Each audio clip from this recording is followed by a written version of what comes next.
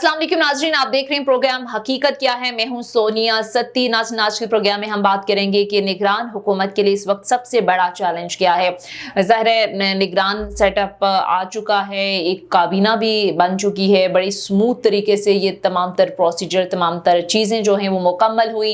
और हमने देखा कि कोई जिस तरह से कहते हैं कि दीगर सियासी जमातों की जानिब से उस तरह से तहफ़्फ़ुज़ात भी सामने नहीं आए, एक बैलेंस काबीना हमें देखने को मिली। लेकिन अगेन वही बात कि इनके लिए चैलेंजेस क्या होंगे।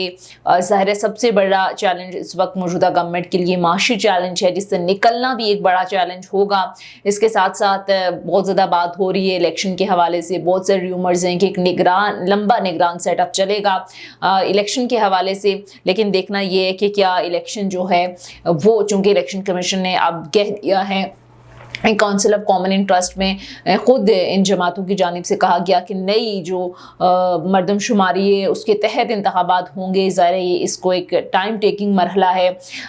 नई मरदमशुमारी के बाद ज़ाहिर है हल्का बंदियों का एक प्रोसीजर है, इंतखाबी फहरिस्तें बनती हैं, जिसके लिए इलेक्शन कमीशन की जानिब से कहा गया है कि 3 से 4 महीने लग सकते हैं। चूँकि पीपल्स पार्टी की जानिब से कुछ रिजर्वेशंस, कुछ तहफ़्फ़ुज़ात जो हैं वो सामने आ रहे हैं, और ये तक कहा जा रहा है कि अगर 90 रोज़ के अंदर इलेक्शन नहीं होते तो हम अदालत का दरवाज़ा खटखटाएंगे।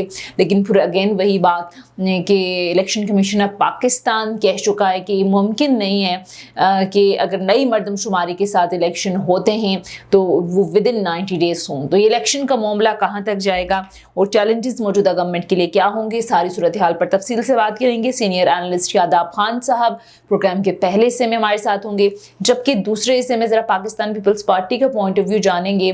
और इसके लिए ज्ञान चंद साहब सीनियर रहनुमा हैं, वो हमें ज्वाइन करेंगे। और नाज़रीन, इसी सारी सूरत हाल पर बात करने के लिए प्रोग्राम में हमें ज्वाइन किया है सीनियर एनालिस्ट हैं, सीनियर सहाफ़ी हैं शादाब रियाज साहब ने। अस्सलाम वालेकुम, बहुत बहुत शुक्रिया सर आपके वक्त का। शादाब रियाज साहब, सबसे पहले तो ये बताइए कि निगरान वजीर आजम, निगरान काबीना ये तो हो गया, अब सबसे बड़ा चैलेंज इस वक्त निगरान हुकूमत के लिए आप क्या देखते हैं?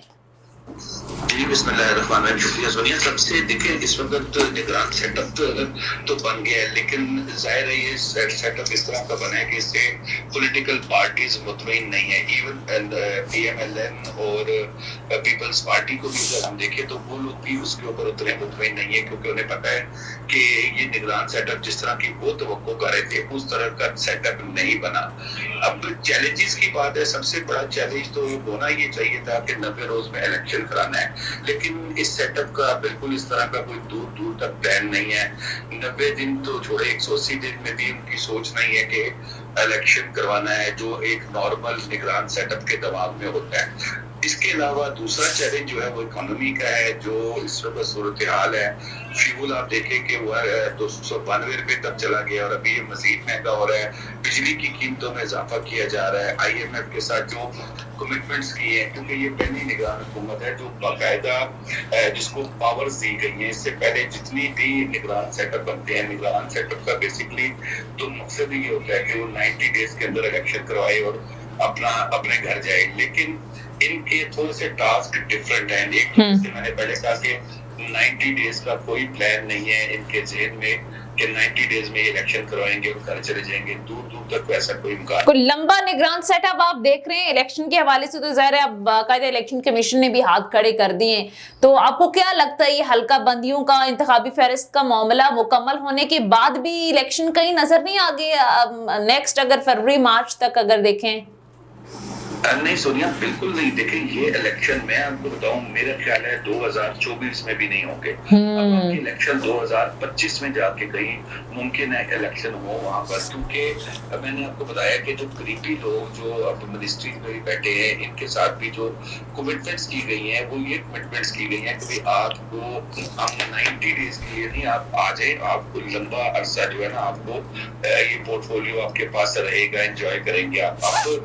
जो सेंस जिसकी बात छेड़ी है वो बड़ी इंपॉर्टेंट चीज है कि आप हल्का बंदियां हो गई, हल्का बंदियां जब ये अगर ये जनवरी तक कंप्लीट भी कर ले, क्योंकि दिसंबर तक तो खुद टाइम मांग गया, तो चले आप समझे दिसंबर की जगह जनवरी में चले जाएं, कंप्लीट भी हो जाती है। तो आगे हाई कोर्ट्स हैं, सुप्रीम कोर्ट्स हैं, आपको क्या लगता है कि ये जो हल्का बंदियां होंगी इससे लोग मान जाएंगे, जो पॉलिटिकल पार्टीज हैं और खास तौर पे वो पॉलिटिकल पार्टी जो एजेंडे पे है वो कभी भी नहीं मानेगी। तो फिर मामला क्या होगा, फिर जी सुप्रीम कोर्ट में रिट कर देगा, कोई हाई कोर्ट में रिट कर देगा, फिर समातें उसके ऊपर चलती रहेंगी और फिर ये डिले होता रहेगा।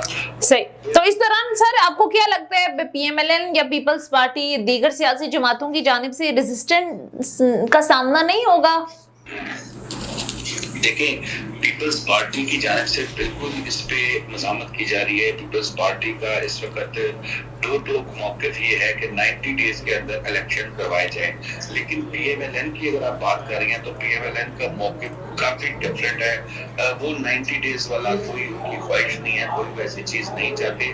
उसकी भी रीजन है, देखिए इस वक्त जो पिछले 15-16 माह में शहबाज शरीफ साहब की पीडीएम के थे तो पीडीएम के वजीर आजम, लेकिन जाहिर है मुस्लिम लीग नून से उनका ताल्लुक है और जो कमाई नून लीग ने पिछले 15-16 महीने में की है, जिस तरीके से मैं समझता हूँ कि शहबाज शरीफ साहब ने न सिर्फ के अपनी पीडीएम को बल्कि मुस्लिम लीग नून को शदीद तरीन नुकसान पहुंचाया है, सिर्फ अपनी वजारत उज़्मा के शौक में कि नहीं चले मैं थोड़ा सा वजीर आज़म बन जाऊं।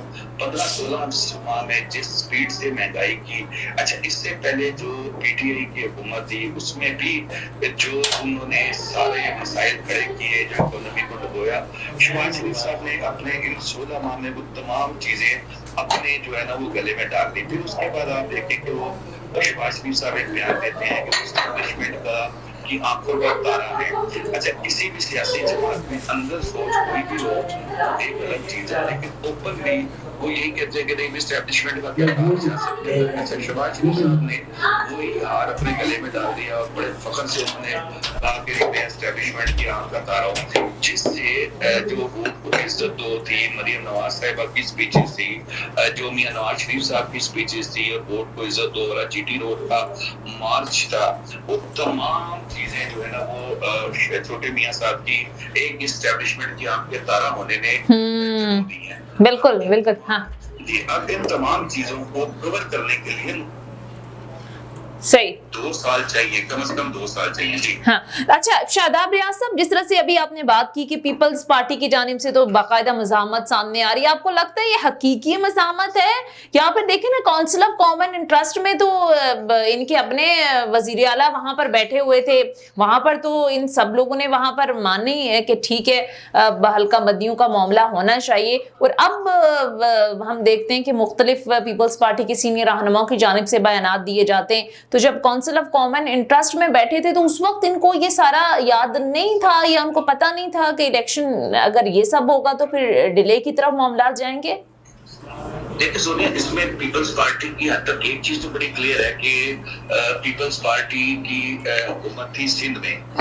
अगर आज इलेक्शन करा दें, कल इलेक्शन करा दें, तो यकीनन सिंध में भी पीपल्स पार्टी की हुकूमत बन जाएगी। बिल्कुल हाँ। 1 महीना, 90 दिन, 110 दिन, 180 दिन, जितनी देर भी वो इक़्तिदार से बाहर रहेंगे, मैं सिंध की बात कर रहा हूँ। बिल्कुल हाँ। उनका तो नुकसान है, हाँ। उनका नुकसान है, तो वो तो फिर उसी तरीके से तड़पेंगे। पीएमएलएन की बात करें, दीगर जमातों की बात करें, तहरीक इंसाफ की, ये तो अभी पंजाब में जीतेंगे या नहीं जीतेंगे, इनकी क्या सूरत हाल होगी, यानी कि 90 दिन या 100 दिन बाद जब भी इलेक्शन हो या उसके बाद इलेक्शन हो, इन बाकी जमातों ने तो अभी सोचना है कि शायद इनका चांस बन जाए पंजाब में या फेडरल में या केपीके में। सिंध का तो एक चीज आपको भी पता है, मुझे भी पता है, आज इलेक्शन भी करवा लेंगे तो सिंध में चले थोड़ी कमजोर हुकूमत बन जाए, लेकिन हुकूमत पीपल्स पार्टी की बन जाएगी। तो अब जितनी देर भी 1-2 साल का प्लान बनाया जा रहा है ये हल्का बंदियों के हवाले से, सिंध में पीपल्स पार्टी इक़्तिदार से दूर रहेगी। जो है वो निगरान का है, वो अब आप देखें ना, फाजिल जज साहब जो है उनकी एक रिट्रीब्यूट है, वो इस तरह की चीजों में नहीं आएंगे कि वो जरदारी साहब का हुक्म माने या वो निगरान किसी का जो उनका बिलावल साहब का हुक्म माने, वो अपना माइंड अप्लाई करते हैं। बिल्कुल बिल्कुल। इस सूरत में तो नुकसान पीपल्स पार्टी का ना, जो पिछले 5 साल में इक़्तिदार में रही, बल्कि पिछले कई 5 सालों में वो इक़्तिदार में रही सिंध में, अब फिलहाल वो घर बैठे हैं, उनका वो प्रोटोकॉल नहीं है, उनका वो जो सिक्योरिटी, मतलब दो मामला नहीं है, और ये जितनी देर इलेक्शन डिले होंगे उनके ठीक है, उनके लिए नुकसान है। अच्छा शादाब रियाज साहब, ये भी आम तासुर था कि शायद जो मुंतखब हुकूमतें इतना मुश्किल फैसले नहीं कर सकती। ज़ाहिर है मुश्किल फैसले तो किए, लाइक पेट्रोल प्राइसेस बढ़ा दी, दीगर महंगाई बहुत ज़्यादा हुई IMF से मुआहदे के बाद। अब ये कहा जाता था कि जब निगरान सेटअप आएगा तो मज़ीद खुलकर इस तरह के मुश्किल फैसले होंगे। तो आपको लगता है कि मज़ीद आवाम पर महंगाई और IMF के साथ किए गए मुआहदे मज़ीद अब खुलकर ये चीजें होंगी, आवाम के लिए मुश्किलात मज़ीद बढ़ेंगी? बिल्कुल सोनिया, आप ये देखें कि जो निगरान वजीर आजम है काकड़ साहब है, ये जो उनकी काबीना है, इनमें से किसी को भी इस चीज की परेशानी टेंशन नहीं है कि उन्होंने कल किसी कॉन्स्टिट्यूएंसी से इलेक्शन लड़ना है तो वो जाएंगे तो अवाम उनका कैसे इस्तकबाल करेंगे, कल अवाम उनको क्या करेंगे। ये वो तमाम लोग हैं जिन्होंने इलेक्शन करवा देने हैं, चाहे वो 2 साल बाद कराएं, 3 साल बाद कराएं या साल बाद कराएं, उसके बाद अपना अपना घरों में चले जाएगा। जो वजीर आजम साहब है, ये दोबारा सेनेटर बन जाएंगे या किसी भी सीट पे मतलब वो आ जाएंगे। इन्होंने अवाम का सामना नहीं करना। पीडीएम की हुकूमत का एक प्लस पॉइंट जरूर था कि पीडीएम को ये पता था कि कुछ भी हो, हमने अल्टीमेटली बेशक जितना मर्जी शहबाज शरीफ साहब पीडीएम की आंखों का एस्टेब्लिशमेंट की आंखों का तारा हो, अल्टीमेटली वोट लेने उन्हें अवाम के पास जाना पड़ना है। तो ये जो मौजूदा निगरान सेटअप है, इनका तो फिर दूर दूर तक ताल्लुक ही कोई नहीं है, इन्होंने तो जाना ही नहीं है अवाम के पास। फिर ये तो जितना अगर शहबाज शरीफ साहब ने रहम नहीं किया अवाम पे, पीडीएम की हुकूमत ने रहम नहीं किया अवाम पे, तो अब आप ये देखें कि ये जिन्होंने जो जवाब दे ही नहीं है, तो ये तो फिर किसी भी लेवल पे जाने के लिए तैयार होंगे, ये तो फिर किसी भी तरह चीजें निकलवाएंगे अवाम की, और वो निकलवा रहे हैं। और आगे आप देखें फ्यूल भी मजीद महंगा किया जा रहा है, बिजली भी महंगी की जा रही है। सही, ठीक है, बहुत बहुत शुक्रिया। सीनियर एनालिस्ट शादाब रियाज साहब प्रोग्राम में हमारे साथ मौजूद है, बहुत शुक्रिया सर आपके वक्त का। नाज़रीन, मुख्तसर ब्रेक लेते हैं, ब्रेक के बाद वापस आएंगे, कुछ मजीद मेहमानों से भी बात होगी। Stay with us.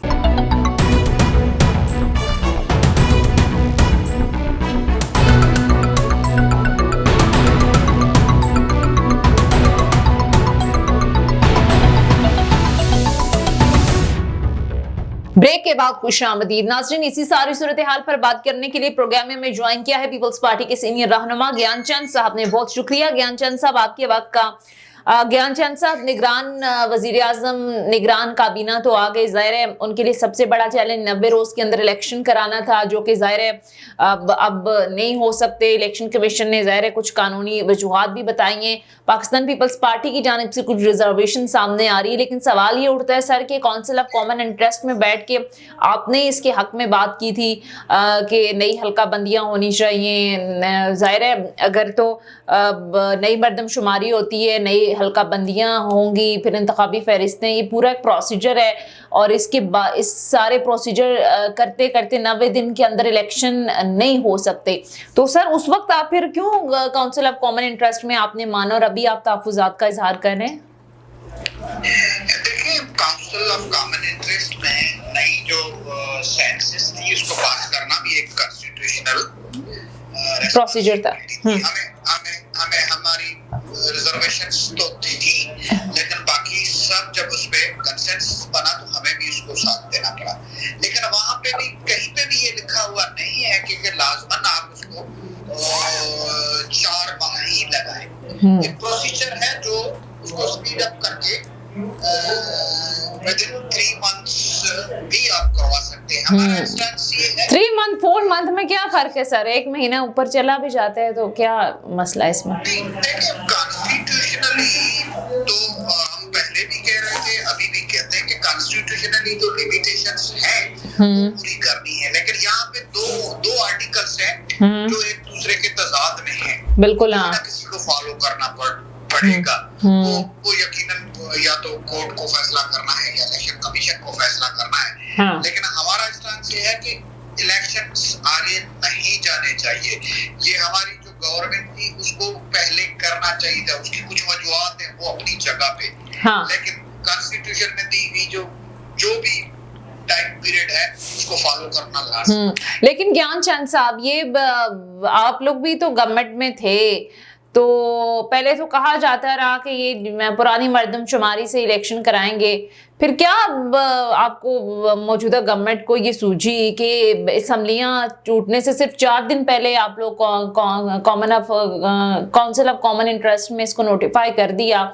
और दूसरा सर, अब आप कह रहे हैं कि हम चाहते हैं हर सूरत 90 रोज के अंदर इलेक्शन हो। अब तो इलेक्शन कमीशन ने कह चुका है ना कि नहीं हो सकते, तो फिर आप क्या रास्ता अपनाएंगे? क्या आप सुप्रीम कोर्ट जाएंगे, अदालत का दरवाजा खटखटाएंगे? देखिए, जहाँ तक ताल्लुक है कि लॉस देश में किया गया, तो वो प्राइम मिनिस्टर साहब थे, बैठे हुए थे, उन्होंने कोशिश की एक तो सेंसस के रिजल्ट्स जो हैं वो कंपाइल होना और उसको शाया करने के या पास करवाने के मरहले पे ले आना, वो भी एक मसला था। जब वो हो गया तो जाती हुई गवर्नमेंट ने उसको पास कर दिया, तो अब वो पास हो चुका है। अब समझते हैं कि अब जब पास हो चुका है तो इलेक्शन कमीशन मिनिमम जो टाइम है उसमें ये प्रोसेस जो हल्का बत्तियों का है वो पूरा कर ले, क्योंकि बड़े पैमाने पे किसी सूबों में सीट्स कम या ज्यादा नहीं होनी है। सिर्फ डिस्ट्रिक्ट के अंदर ही बाउंड्रीज को आगे पीछे करना है। वो इतना लंबा चौड़ा प्रोसेस नहीं है अगर इलेक्शन कमीशन अपनी पूरी मेहनत करे। और नहीं, वो तो इलेक्शन कमीशन ने कह दिया ना, नहीं होता तो फिर आप सुप्रीम कोर्ट का दरवाजा खटखटाएंगे, वो फिर आपको कहेंगे कि काउंसिल ऑफ कॉमन इंटरेस्ट में क्यों आपने इसको नोटिफाई किया। और दूसरा ये फिर एक सवाल ये भी उठता है ना सर, ये पंजाब और केपीके के अंदर भी तो 90 रोज के अंदर इलेक्शन नहीं हुए, वहां पर भी तो पीपल्स पार्टी चुप रही, वहां पर भी आईनी और कानूनी मसला था, बार बार कहते रहे चीफ जस्टिस ऑफ पाकिस्तान के इलेक्शन कराएं, तारीखें भी देते रहे, वहां पर पीपल्स पार्टी चुप थी। देखिए, पंजाब और खैबर पख्तूनख्वा का जरा अलग मामला था, लेकिन कॉन्स्टिट्यूशनली तो वहाँ 90 दिन में होने थे। लेकिन कॉन्स्टिट्यूशन के बाकी भी जो चीजें हैं वो पूरी नहीं हुई थी। बताते खुद पंजाब की गवर्नमेंट बनना, उसको डिसॉल्व करना, वो भी मतलब क्वेश्चन मार्क है कि किस तरह से उसको कोर्ट्स ने फैसिलिटेट किया। वो भी क्वेश्चनेबल चीजें हैं। उनको तो वही रहने दे। आज के दिन में ये है कि अगर वो इलेक्शन कमीशन फिर भी टाइम पे नहीं करवाता है तो हमारी लीडरशिप यकीन उस पे लेगी। लेकिन हमारा पूरी फोकस जो है वो ये है कि हमें कॉन्स्टिट्यूशन से बाहर नहीं जाना पड़े और हम कोशिश करेंगे कॉन्स्टिट्यूशन के अंदर रहते हुए अफेयर्स को चलाएं। एक दफा अगर कॉन्स्टिट्यूशन को हम क्रॉस करेंगे तो क्रॉस हुआ तो है ना सर, पहले वो आप कह रहे हैं चलें वो पुरानी बात है उस पर बात ना करें, लेकिन क्रॉस तो हुआ है ना। और ये हमेशा उस वक्त भी बात होती रही है कि आज आप लोग हुकूमतों में मिलकर बैठे हुए हैं, 13-14 जमातें, आज आप इलेक्शन डिले करें, तो उस वक्त तो स्टैंड नहीं लिया गया, बल्कि आप लोग कहते रहे कि नहीं कराते हम इलेक्शन। अब यही अब कौन मौजूदा जो निगरान सेटअप अगर नहीं इलेक्शन कराता तो अब सूरत हाल वहीं के वहीं होगी जो हमेशा बात होती रही कि ये एक रीत बन जाएगी। लेकिन सर अब आप ओवरऑल निगरान सेटअप को कैसे देखते हैं? आप मुतमईन हैं जो पूरी काबीना बनी ठीक है? हाँ, देखिए एक प्रोसेस के थ्रू वो आए हैं। हाँ। जिनको मतलब प्राइम मिनिस्टर को और लीडर ऑफ अपोजिशन और लीडर ऑफ हाउस ने चुना था, उन्होंने चुना है। प्राइम मिनिस्टर की रिस्पांसिबिलिटी थी कि वो अपनी टीम कैसे बनाते हैं, तो वो बन चुकी है। लेकिन हमारी सिर्फ इस वक्त में ये प्रायोरिटी है कि इलेक्शन जल्द से जल्द हो, टाइमली इलेक्शंस हो, फ्री इलेक्शंस हो। उस पार्टी उसके लिए तैयार है। ठीक है, चैलेंज क्या देखते हैं वैसे मौजूदा सेटअप के लिए आप इस वक्त? बड़ा चैलेंज क्या है उनके लिए? आपको लगता है माशी चैलेंज एक बड़ा चैलेंज होगा? पूरा बहरान से भरा हुआ है।